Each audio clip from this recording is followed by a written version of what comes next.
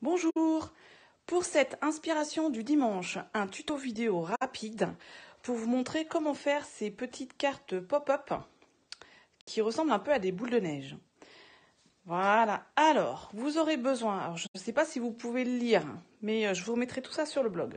Donc, d'une base de 3 cm sur 18 cm, d'un petit morceau qui fera le pop-up de 2 cm sur 9 cm, et de 2 ronds de environ 7 cm et demi. Moi, j'ai pris le plus grand des dies de forme à la mode dans les ronds. Il y en a d'autres, sinon vous trouvez le moyen de faire un rond d'à peu près 7 cm et demi, donc 2, pardon.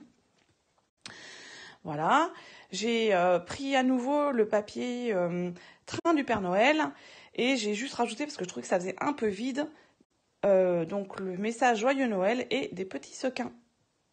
Voilà, c'est la fête, les sequins, c'est la fête. Alors, vous aurez aussi besoin de votre colle et de votre coupe-papier pour marquer les plis. Alors, on va essayer de ne pas cacher. Ah, c'est pas pressé. On va faire comme ceci. Alors, dans votre morceau de 9 par 18, vous allez marquer les plis à 2 cm et demi,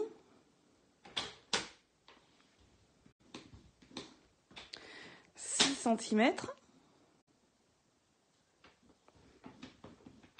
8 et demi, 11 cm, 14 et demi et 17. Hop là.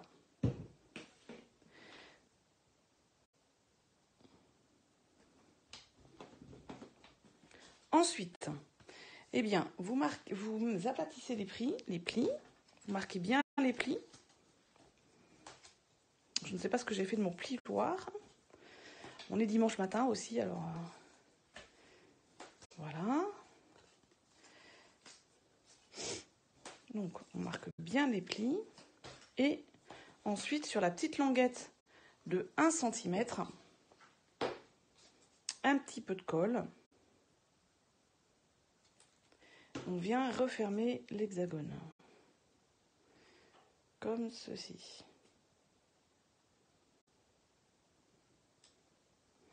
Voilà.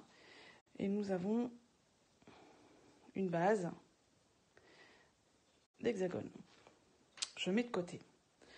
Je prends mon morceau qui fait 2 sur 9 cm. Je viens marquer à 1 cm, 3,5, 4,5,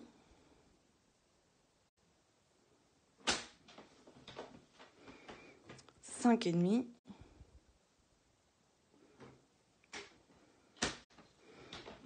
et 8.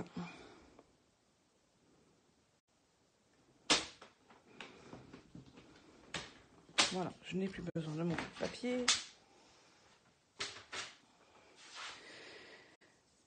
Je marque à nouveau tous les plis. Et là, donc, je plie en deux, comme ceci. Ensuite, je viens remonter les deux côtés du bas, qui sont en bas. Voilà. Je dois avoir quelque chose comme ça. Un triangle, en fait. Maintenant, sur la partie du milieu, vous avez rainuré, ça fait voilà, on va faire comme ça. Une petite... un petit pli de 1 cm. Vous venez coller ce pli de 1 cm à l'intérieur.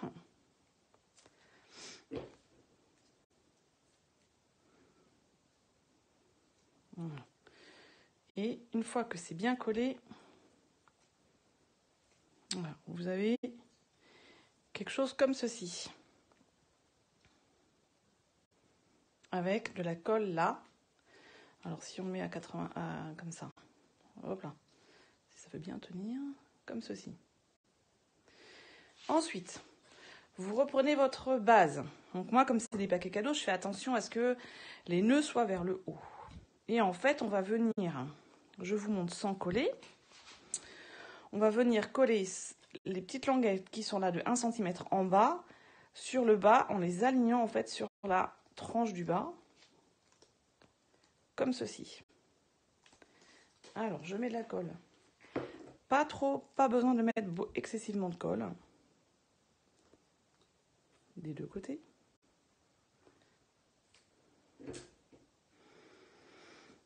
Je vais bien regarder le sens de mon papier s'il en a un.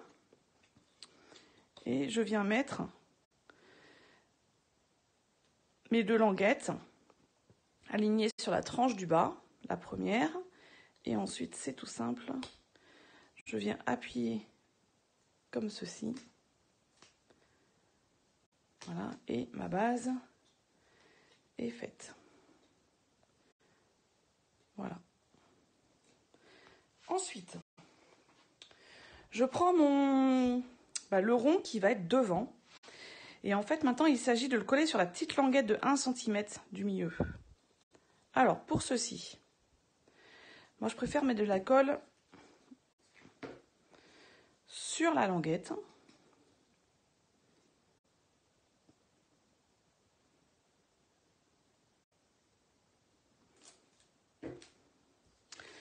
Et venir coller mon premier rond, comme ceci. Et comme c'est de la colle, on a un peu de temps d'ajuster. Là, mes sapins ont l'air à peu près droits. Voilà. J'appuie, je colle bien. Hop.